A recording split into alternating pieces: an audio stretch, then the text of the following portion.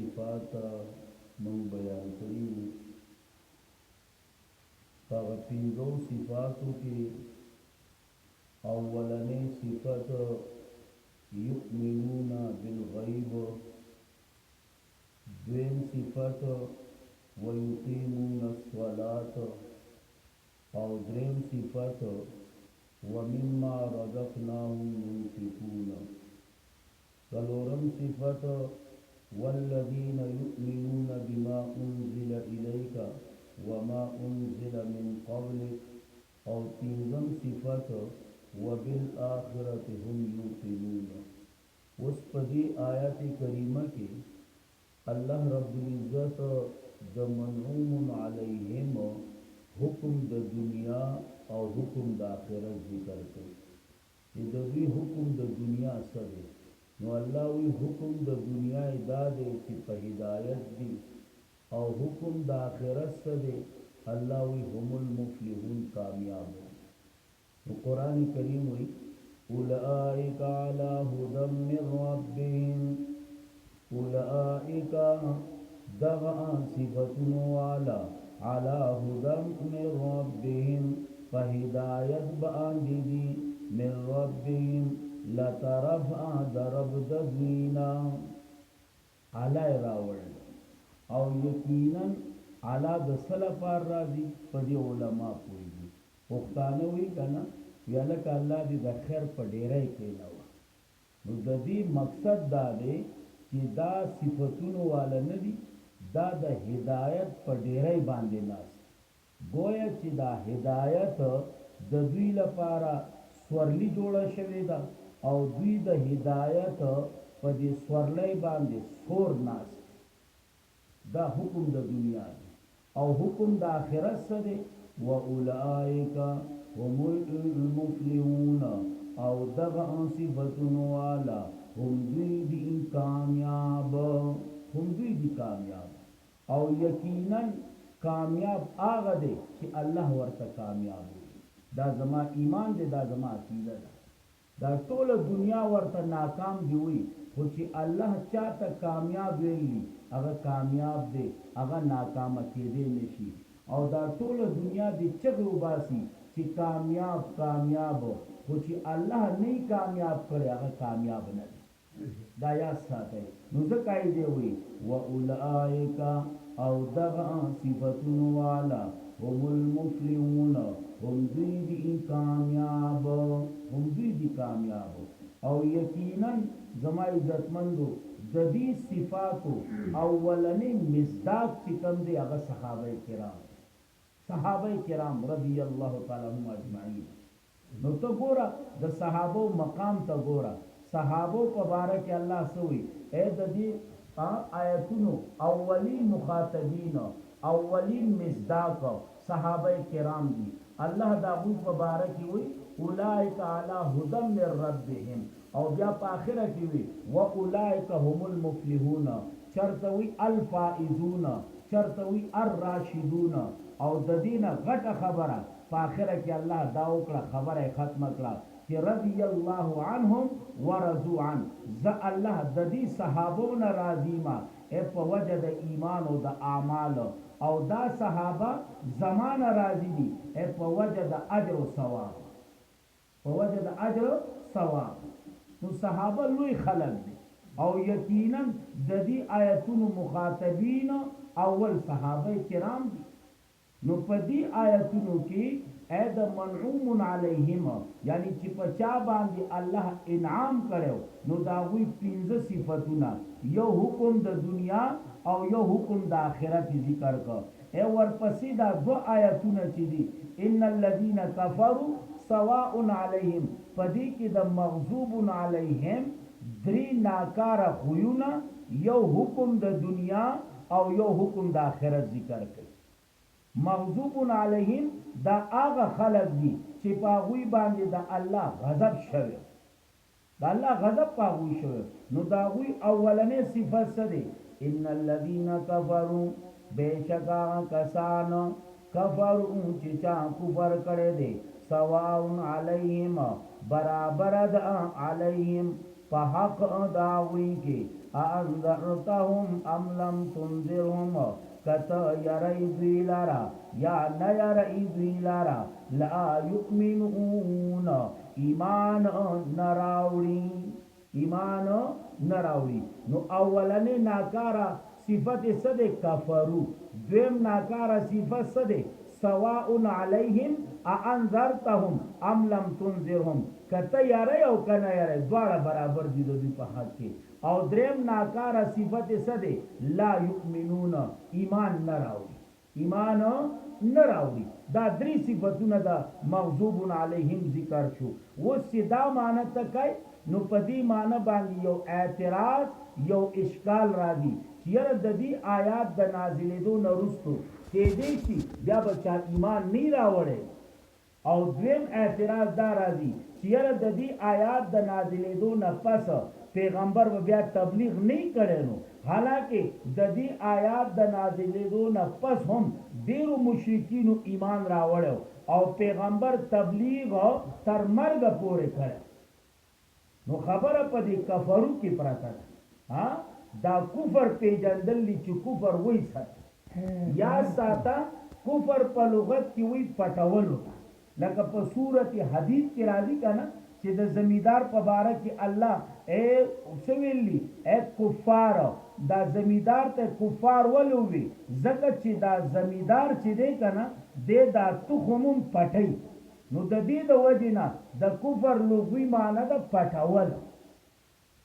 او دویم معنی د شریعت په لحاظ سره د شریعت په اصطلاح کې کفر څه ته وي؟ نو د شریعت په اصطلاح کې کفر دې ته وي الانکار عما جاء به النبي صلی الله علیه وسلم.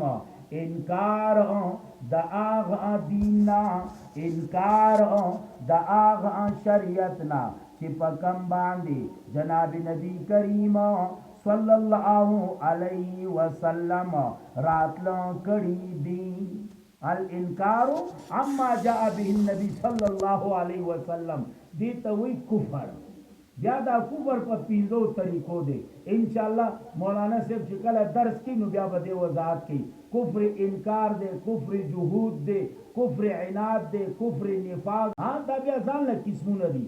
نو آی دې په هغه پینځو قسمونو کې کفر عناد مراد دی چې د چا کفر عناد او د ضد د وجې نه نو کاغه ته بیان کوي او کنه کوي په هغه اثر نه کوي. نو ایزه د کفر نه مراد کفر عناد. کفر کم دی عنادی کم کافران چې کم د ضد د وجې نه دي. نو معنی به داسې کوي ان الذین یقینا هغه کسان کفروا چې چا کفر کړی دی د ضد او د عناد د وجې نه، د ضد او د عناد د وجې نه چا چې کفر کړی دی سواء علیهم برابر ده په حق داوی کې انذرتهم کته یری دوی لارا یا نه یری دوی لارا لا یؤمنون ایمان نراوړي ایمان نراوړي. نو دې آیات کې دا درې ناکاره خوونه د موضوع علیهم ذکر شو. یو کفرو، دویم سواء علیهم او دریم لا یؤمنون. اوس حکم د دنیا سره ختم الله مهر وهل دی الله علی قلوبهم فزن ادوی باندې وعلى سمعهم او په غوګونو ادوی باندې وعلى ابصارهم عشاوه او پسترګو ادوی پردی دی. پسپیری پسو کو او یاد ساتي دا ختم تعبیر کله په قران کې په دیوال باندې راځي، کله په یو تعبیر سره، کله په بل تعبیر سره، کله په بل تعبیر سره. هغه به ان شاء الله مولانا صاحب چې کله مستقل درس کوي پاګه کې به بیا تاسو ته وي. او دغه شانتي دا قلب داون بیا په پینځو قسمو دی. یو قلب د کافر دی، یو قلب د منافق دی، یو قلب د مؤمن دی، یو قلب د دغه عاجز چې کم یریدون کې دی دا غوي دی، یو قلب د مسلمان د موحد دی. دا بیا څو قسمونه جوړیږي. نو هغه تفصیل به ان شاء الله مولانا صاحب دته کوي.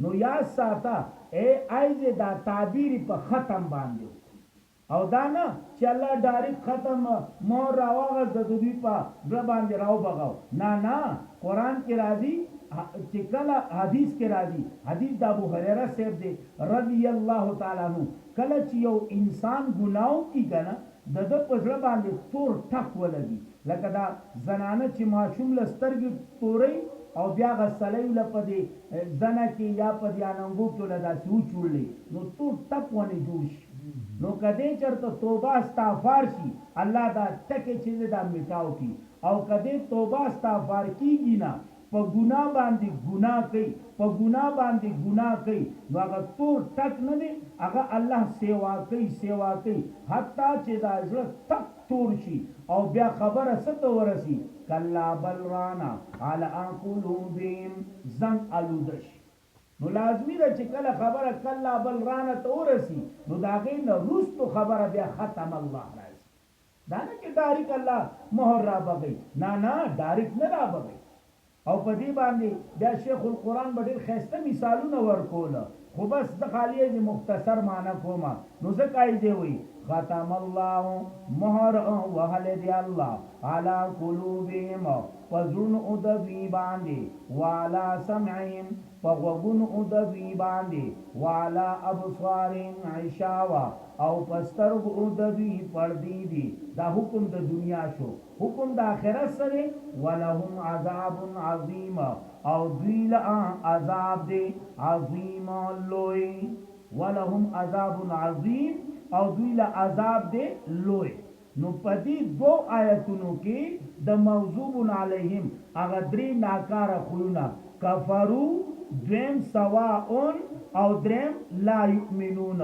حکم د دنیا ختم الله على قلوبهم وعلى سمعهم وعلى ابصارهم غشاوه او حکم د دنیا ولهم عذاب عظیم ومن الناس وذدی دینا دا غدرې دلی تذکرہ شروع کړي چې هغه ته ظالین وي چې کم گمراهان دي دا وی بلاشه ناکاره خوونه بلاشه حکم د دنیا او حکم د آخرت ذکر کړي نو ان شاء الله اب ته زمون مولانا سے بیا وي نو دا مختصر غونډه درس مونږ وکړو دا دی الله خپل په دربار کې قبول او منظور کړي او بالخصوص زما د مور او پلار لپاره او زما د میا نیکونو لپاره زمونږ د تمام اساتذه کرامو او د شيوخ لپاره ستاسو لپاره ستاسو د مور او پلار او د میا نیکونو لپاره او د تمام عالم مسلمانانو لپاره زمونږ لپاره زمونږ د اهل او عیال لپاره زمونږ د وړو لپاره زمونږ د کور والو لپاره الله رب العزت ته ذریعہ د نجات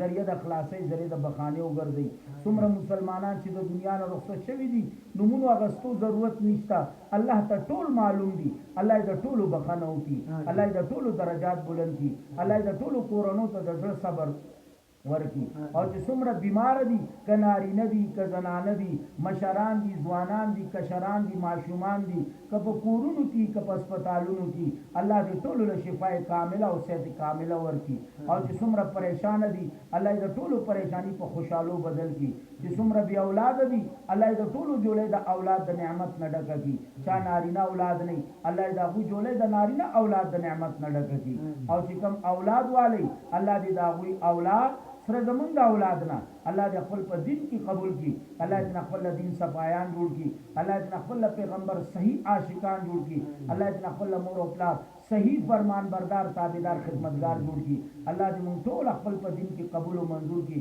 الله دې مونږ ټول خاتمه په ایمان باندې نصیب کړي او خاص کر په وخت په ځن قدم دا خایسته کلمه لا اله الا الله محمد رسول الله الله دې مونږ په جواب باندې جاری او ساری وساتي واخر دعوانا الحمدلله استاد جواب